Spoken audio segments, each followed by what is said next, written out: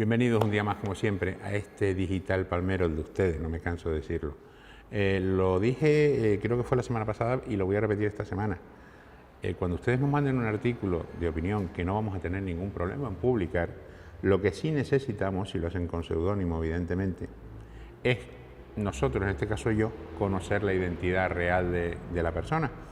Y a partir de ahí no tendremos ningún problema en publicarlo. Lo que no podemos es, como nos han llegado muchos, publicar un artículo de opinión de un correo electrónico que a lo mejor en algunos casos se creó ese mismo día y la verdad es que digamos que no deja bien a mucha gente. En ese mismo correo o en mi WhatsApp lo pueden mandar sin problema sus datos con su teléfono y no tendremos ningún problema y además esos datos no se van a publicar, los tenemos para nosotros por si alguien se sintiese evidentemente aludido y quisiese contestar.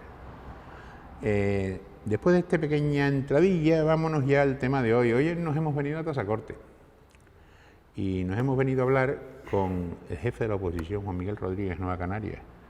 Bienvenido, Palmero, como siempre. Muchas gracias, Jorge. Buenos días.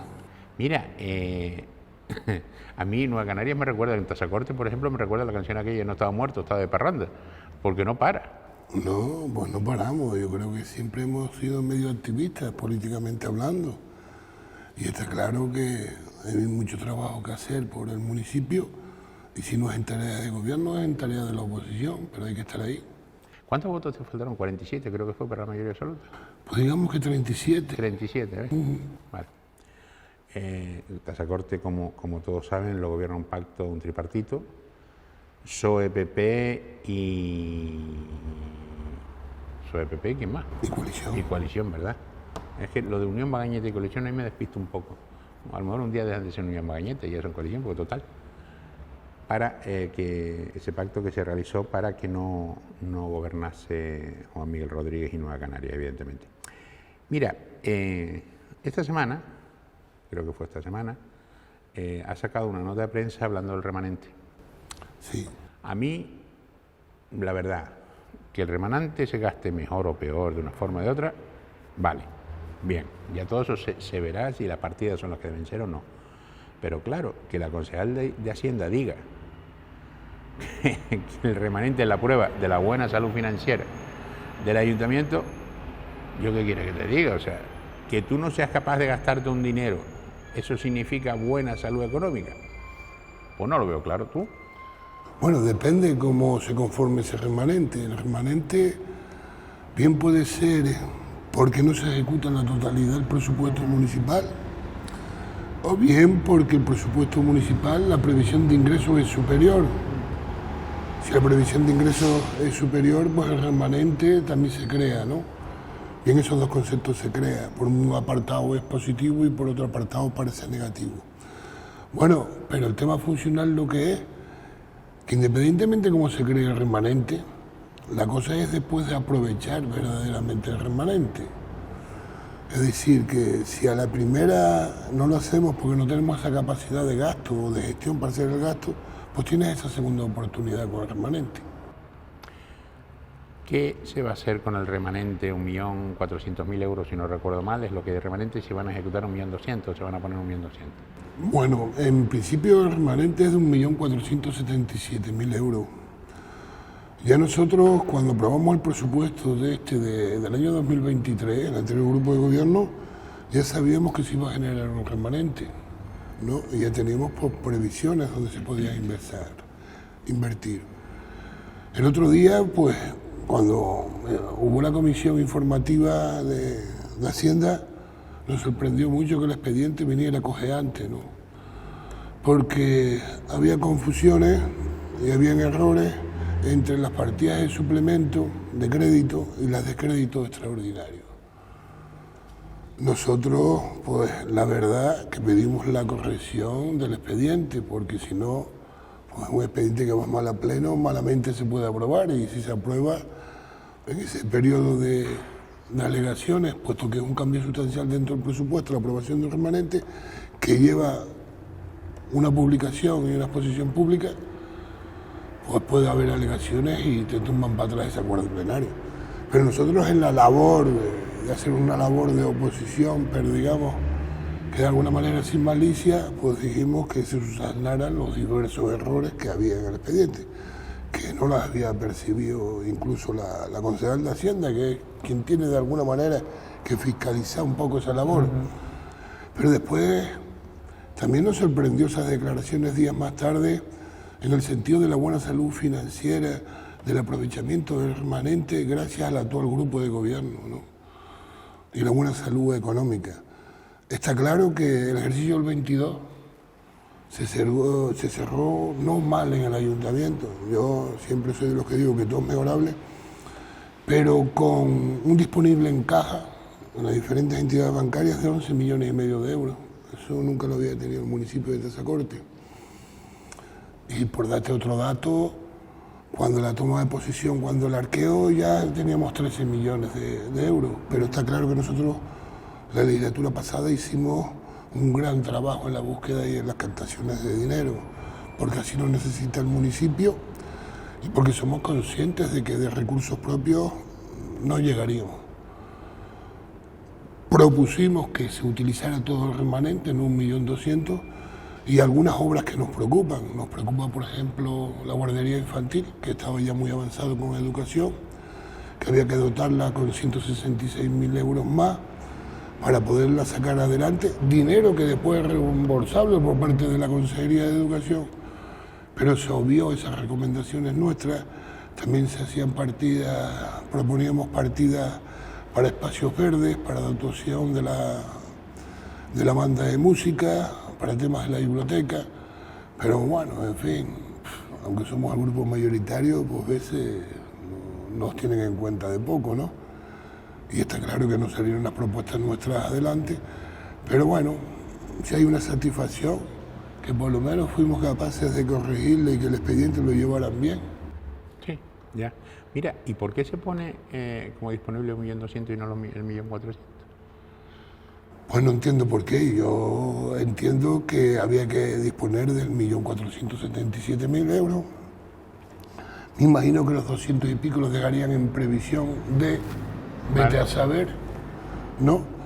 Ante esa previsión de vete a saber, nosotros propusimos una propuesta clara, porque el proyecto está redactado, porque había acuerdos previos con la Consejería de Educación para subir lo que es la guardería municipal a escuela infantil, lo cual pues generaba que había que hacer obras de mejores acondicionamientos en la actual guardería municipal y que después esos dineros que invertía el ayuntamiento en esas obras, que van a arrojar 291.000 euros, pues eran reembolsables después por parte de la Consejería porque tenían financiación estatal de un 33% y también subvenciones de la comunidad autónoma.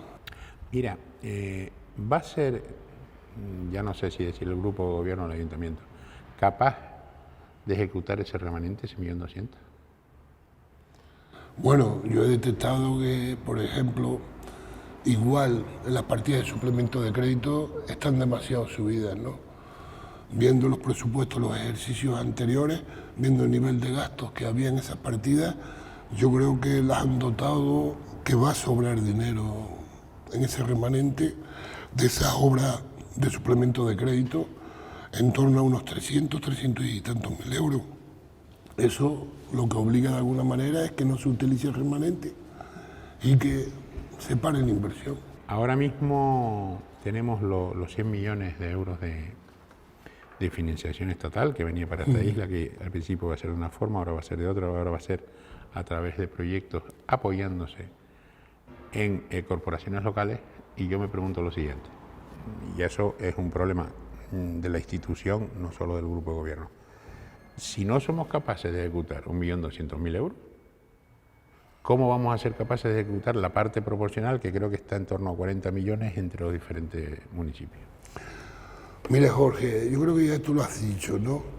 Cuando hablamos de la reconstrucción, hemos estado mucho tiempo en ese decreto que nunca se aprueba, ese decreto que ahora parece que no tiene visos de mucha legalidad. Ya lo decíamos hace meses, yo creo que lo hablábamos nosotros mismos hace meses, ¿no? Pero es que no se ha estado operando ni trabajando ni lo más mínimo. Miren lo que vamos de año, ya estamos en el 10º mes del año La comisión mixta se ha reunido una vez en enero. Nosotros hemos presentado una moción que al Ayuntamiento de Tazacorte no le implica más, es mucho. Es más que nada demandar y que se adhieran tanto los ayuntamientos de Los Llanos como el Paso y el Cabildo, en el sentido de que hay que ponerse a trabajar coordinadamente. Yo te voy a dar unos ejemplos donde existe una descoordinación total. Hace falta que haya comisiones periódicas, igual bimensuales por parte de la comisión mixta, pero independientemente de la comisión mixta, hace falta generar otras comisiones que lleven un seguimiento y que sirvan como lanzadera ante que las cosas no se paren. Tenemos la recuperación agrícola, tenemos el tema habitacional y tenemos otros sectores económicos que es necesario atender. Si no nos ponemos a trabajar periódicamente, nos difuminamos en el tiempo. Ahí está esa prueba que llevamos 10 meses sin reuniones de esa comisión mixta. Eso es uno de los apartados. Tener las cosas claras a la hora de ejecutarse. Piensen ahora mismo que de esos 100 millones de euros, yo soy de los que digo que habría que hacer inversión en compra de suelo, que es inversión, y en vivienda, de diferentes tipologías, viendo la característica socioeconómica de los afectados. Mientras que si nos metemos unos decretos engorrosos, que si estamos con la ley de expropiación, sabemos que esa ley de expropiación forzosa del año 54, y si vemos los justiprecios, las cosas que no salen, se empantanan. Hay que ser más práctico, ¿no? Y tener las cosas claras. Y la redacción de proyectos, pues es obvio y normal que se tengan. Ya, por ejemplo, el Ayuntamiento de Tazacorte tenía anteproyectos de ejecución a diferentes caminos. Ya hacer los proyectos no se supone mucho tiempo, ¿no? El Ayuntamiento de Tazacorte tiene suelo que les ha cedido al ICAP para la construcción de viviendas. La cosa es que se pongan a construir viviendas. Y yo creo que lo que hace falta es una coordinación más de lo que se está haciendo. Un dato sumamente absurdo es, por ejemplo, que el Estado de momento haya reconocido 655 personas o familias afectadas de primera vivienda. Que el Cabildo diera 818 como vivienda de primera vivienda y que el Gobierno de Canarias hasta el día de hoy haya abonado 333. Es decir, en el tema de la ayuda van con retraso y una descoordinación total. Una administración reconoce más primeras viviendas, otras menos primeras viviendas y otras pues no ha terminado de abonar la ayuda. Y eso es transcurrido ya después de que se adquirió ese compromiso más de un año y pico. Es decir, que hasta en lo básico vamos lentos, como los mismos retrasos de las ayudas al alquiler. Si no hacemos un seguimiento directo desde las administraciones locales, desde el ente insular y con reuniones periódicas, y las reuniones periódicas no es el PEVOLCA. Olvídense de eso, el PEVOLCA de lo que informa es, tenemos tantas personas en el hotel, siguen en el hotel y siguen los gases emportonados y las bombillas, no hablamos de más. Yo en esa descoordinación me acabo de acordar ahora de un ejemplo, creo que fue bastante claro, que fue todavía en tu mandato, en la pasada legislatura, que Tazacorte fue el ayuntamiento, el municipio, que dio la primera licencia para roturar terreno y volver a sembrar, y después de otorgar la licencia y el agricultor en cuestión empezar a roturar su terreno, el Cabildo vino y se la paró. Sí, la verdad, mira, hablamos del decreto agrario. Venga. Hablamos de macrofinca, yo no quiero decir de macrofinca, pero sí el tema de la reparcelación agrícola. Las que se han hecho en España, ciertamente, las medias han durado una década mínimo, ¿no? Eso es un tema preocupante. Está claro que el tema de agricultura hay que irlo abordando como se ha empezado a abordar ahora, pero lo que hace falta es mayor financiación. Y lo que hace falta es un proyecto, de alguna manera, que dictamine los viales, los caminos que llevan, porque está claro que la orografía ha cambiado. Ahí tiene que ser la labor de la administración pública de tener bien diseñado eso, que todavía al día de hoy no está, ¿no? Y que después haya pues unas líneas de financiación pues, triste decirlo, como hubo antaño, en aquella época de los programas de la colonización agrícola, de Lerida, etcétera, etcétera. Es decir, que hay cosas que, aunque son de viejo y de otros regímenes totalmente diferentes, pero pueden ser salvables y mejorables, ¿no? Y no estar con concentraciones parcelarias que, la verdad, dan miedo porque, si indagamos, es que la media de las concentraciones parcelarias no llevan una década. A mí me preocupa, por eso, lo de la reconcentración parcelaria, evidentemente es un proyecto Asprocan, no es ni siquiera de la Consejería. Lo que pasa es que la Consejería se lo compró porque no tenía otro. Pero a mí lo que me preocupa es que la Consejería no tuviese otro tipo de planes para poderlos mostrárselos a los afectados. Porque claro, si la única solución es esta, mayoritariamente no gustó. Entonces, ¿ahora qué? ¿Volvemos a empezar otra vez? Está claro que falta coordinación desde un principio. Y está claro que a los perjudicados hay que ponerlos con claridad que opinen. Pero también con claridad hay que hablar de realidades, ¿no? El volcán dejó un día después muy fastidioso y la verdad que no será igual para toda la gente afectada, ¿no? Incluso para los que no están afectados. El día después es sumamente preocupante. Cuando se termine esta recuperación, al paso que vamos, no la vemos, en serio, no la vemos terminar porque ya vamos teniendo edad. Pero si la vemos sabremos que no ha sido a gusto de todo el mundo, porque es imposible que se devuelvan las cosas tal cual estaban, ¿no? Y eso ya había que haberlo tenido claro en el sentido de que hay que buscar soluciones habitacionales, pero igual constructivamente y urbanísticamente, pues igual no podemos hacer lo que hacíamos en antaño, ¿eh? Sí, pero antes sí. Pero eso parece que escalda y que molesta, ¿no? Pero también tenemos que ser prácticos y realistas. Claro, es que yo recuerdo que, no sé si fue el primero, pero sí, si no de los primeros, de los 3 ayuntamientos, Tazacorte, el que se dio suelo al ICABI con más rapidez, creo que fue el primero además, y de los 3 municipios. Y claro, 1 año y medio después, los terrenos siguen estando ahí. Los terrenos siguen estando ahí. Mira, Jorge, yo siempre dije desde un principio, empezamos a pujar y a defender que se subieran las ayudas a la vivienda. Acuérdate que eran de 30.240 euros solamente por parte del Estado. Yo creo que después de tanta puja y tanto empuje, se consiguió que se incrementaran las ayudas en 70.000 euros, Sí. Donde el gobierno puso pues el doble más, hasta 60.480 euros, donde la comunidad autónoma llegaba hasta la cuantía económica de 30.000 euros y donde el cabildo daba 10.000 euros. Es decir, que hay gente que ya, igual al día de hoy, han percibido pues 100.480 euros. Sí. Construirse una vivienda con 100.480 euros ahora mismo está muy complicado. Mucho. Los costes económicos de la construcción se han disparatado y también la contrariedad del suelo. Pero está claro que con el afectado hay que hablar con claridad. Económicamente, las circunstancias socioeconómicas de cada uno son diferentes a las de otro. Por eso yo digo que hay que hacer un plan de vivienda acogido a las necesidades reales de cada afectado. Por eso yo hablo que se debería hacer un plan de vivienda de diferentes tipologías constructivos, desde adosados a viviendas unifamiliares únicas o a pisos, y que se pusieran a la venta o se propusieran a la venta a los mismos afectados los inmuebles que ha comprado el gobierno. Es que van a estar de carácter prestatario durante 3 años y después ¿qué va a pasar? ¿Va a pagar un alquiler? Hombre, a lo largo de la vida. hay algunos que están prorrogables a 7, ¿eh? No te olvides. Sí, pero Pero vamos, que tampoco es una solución. Eso no está es claro. una solución, como el que dice, es un parche, ¿no?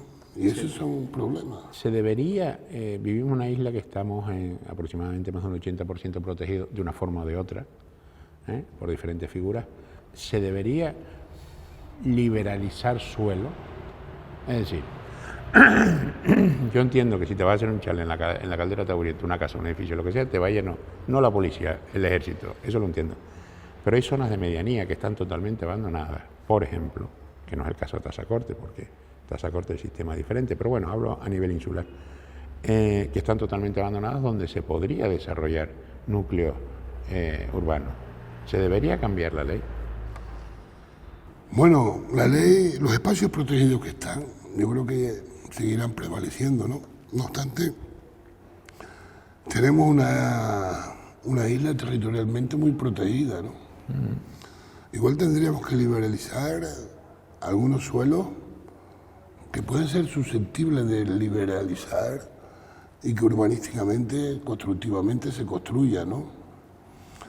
No hay que ir a esos diseminados, es verdad, pues esos diseminados en el sentido de tantas viviendas diseminadas, pues aglutina mucho territorio y urbanísticamente, pues prestar los servicios ahí es complicado. Es complicado, ¿no? Pero está claro que sí, que a nivel urbanístico igual lleva un replanteo diferente esta isla. Y a niveles de actividades económicas, pues necesitamos ya quitarnos de complejos y buscar más actividades económicas diferentes que de alguna manera diversifique la economía dentro del territorio insular. Mira, ¿has pasado ya por la carretera de Las Norias, la Laguna de Las Norias? Bueno, he pasado varias veces. Ahora después de la inauguración no he pasado, ¿no? Pero pasaba antes más asiduamente.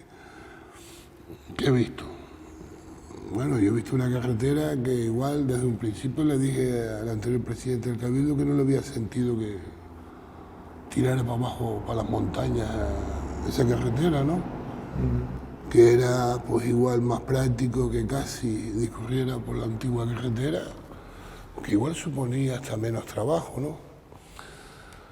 Pero lo que veo de cara al futuro es, por ejemplo, la gente que digamos de alguna manera se le ha ocupado esos suelos, al día de hoy saben la cuantía económica que van a percibir.